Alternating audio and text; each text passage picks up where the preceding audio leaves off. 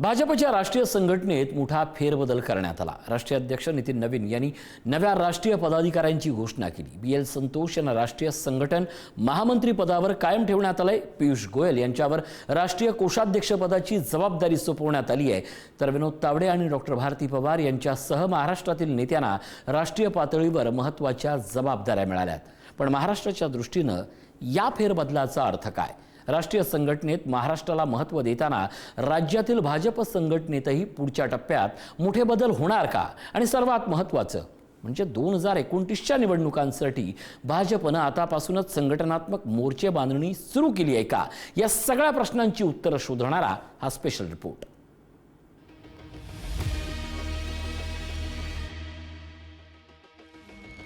भाजपचे राष्ट्रीय अध्यक्ष नितीन नवीन यांनी त्यांच्या नव्या टीमची घोषणा केली आहे। या टीममध्ये महाराष्ट्रासाठी काही नियुक्त्या विशेष महत्त्वाच्या ठरत आहेत। विनोद तावडे यांना राष्ट्रीय सरचिटणीसपदी कायम ठेवण्यात आलंय, तर डॉक्टर भारती पवार यांची राष्ट्रीय उपाध्यक्षपदी नियुक्ती करून नवी जबाबदारी देण्यात आली आहे। विशेष म्हणजे 2029च्या लोकसभा निवडणुकीपर्यंत नितीन नवीन यांचा कार्यकाळ राहणार असल्यानं या टीमकडे टीम 2029 म्हणूनही पाहिलं जातंय। या नव्या राष्ट्रीय कार्यकारिणीत 13 राष्ट्रीय उपाध्यक्षांचा समावेश करण्यात आलाय। वसुंधरा राजे सिंधिया, तीरथ सिंह रावत, राम माधव, बैजन जयंत पाडा, टी पुरंदरेश्वरी, रेखा वर्मा, वर्षाबेन जोशी यांच्यासह विविध राज्यातील नेत्यांना राष्ट्रीय जबाबदारी देण्यात आली आहे। यामध्ये अनुभवी नेत्यांसोबत महिला नेतृत्वालाही महत्त्व देण्यात आलंय, तर राष्ट्रीय सरचिटणीसांच्या टीममध्ये स्मृती इराणी यांचाही समावेश करण्यात आलाय। महाराष्ट्रातनं उपाध्यक्ष म्हणून डॉक्टर भारतीताई पवार असतील, महामंत्री म्हणून विनोदजी तावडे असतील किंवा कोषाध्यक्ष म्हणून पीयूषजी गोयल असतील, असे सगळे चांगले नेते हे या टीममध्ये आलेले आहेत। त्यामुळे मी महाराष्ट्रातनं जी लोक या राष्ट्रीय टीममध्ये आले त्यांना तर शुभेच्छा देतोच, पण एकूणच संपूर्ण नॅशनल टीमला मनापासून शुभेच्छा देतो।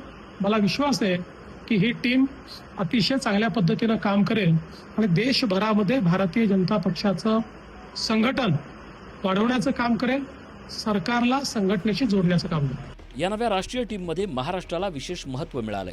उत्तर मुंबईचे खासदार आणि मंत्री पीयूष गोयल यांची राष्ट्रीय कोषाध्यक्षपदी नियुक्ती झाली आहे, तर खासदार विनोद तावडे यांना राष्ट्रीय सरचिटणीस पदावर कायम ठेवण्यात आलंय।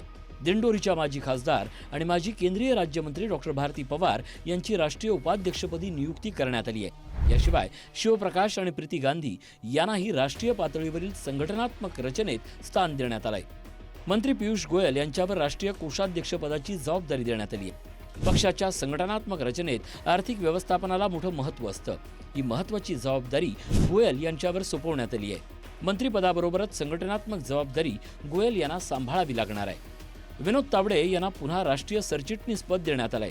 महाराष्ट्राच्या राजकारणापासून दिल्लीच्या राजकारणापर्यंतचा दीर्घ अनुभव असलेल्या तावडेंना राष्ट्रीय कार्यकारिणीत कायम ठेवल्यानं त्यांचं भाजप संघटनेत महत्त्व कायम राहिलंय। संघटन कौशल्य, निवडणूक व्यवस्थापन आणि विविध सामाजिक राजकीय समूहाशी संपर्क या आघाड्यांवर तावडेंचा अनुभव पक्षासाठी उपयोगी ठरेल। डॉक्टर भारती पवार यांची राष्ट्रीय उपाध्यक्षपदी नियुक्ती हा महाराष्ट्राच्या दृष्टीनं आणखीन एक महत्त्वाचा निर्णय। महिला नेतृत्व, ग्रामीण भागातील प्रतिनिधित्व म्हणून भारती पवार यांची राष्ट्रीय पातळीवरील नियुक्ती महत्त्वाची ठरेल। विशेष म्हणजे यापूर्वी महाराष्ट्र भाजपच्या नव्या प्रदेश कार्यकारिणीतही भारती पवार यांना उपाध्यक्षपद देण्यात आलं होतं। मोठी जबाबदारी आहे आणि नक्कीच त्यांनी हा विश्वास टाकला। त्या विश्वासाला नक्कीच त्या माध्यमातून मी अनेक ठिकाणी राज्यातले जसे प्रवास केले, तर आताही पुढे त्याच माध्यमातून काम करेल।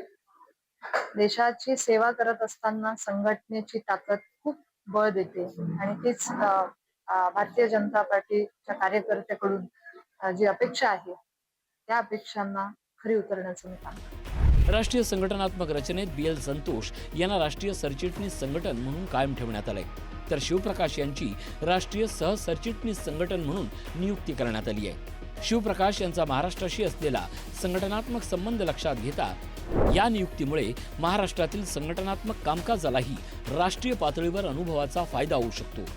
भाजपच्या नव्या संघटनेत प्रीती गांधी यांची सोशल मीडिया सहसंयोजकपदी नियुक्ती करण्यात आली आहे। आजच्या डिजिटल आणि सोशल मीडिया केंद्रित राजकारणात ही जबाबदारी अत्यंत महत्त्वाची आहे। विशेषतः तरुण मतदारांपर्यंत पोहोचताना पक्षाचा डिजिटल प्रचार, सोशल मीडिया नेटवर्क आणि निवडणूक काळातील ऑनलाईन कम्युनिकेशन या आघाड्यावर सोशल मीडिया विभागाची भूमिका निर्णायक ठरणार आहे. भाजपसमोर महाराष्ट्रात आता मोठं लक्ष आहे. 2029ची विधानसभा निवडणूक.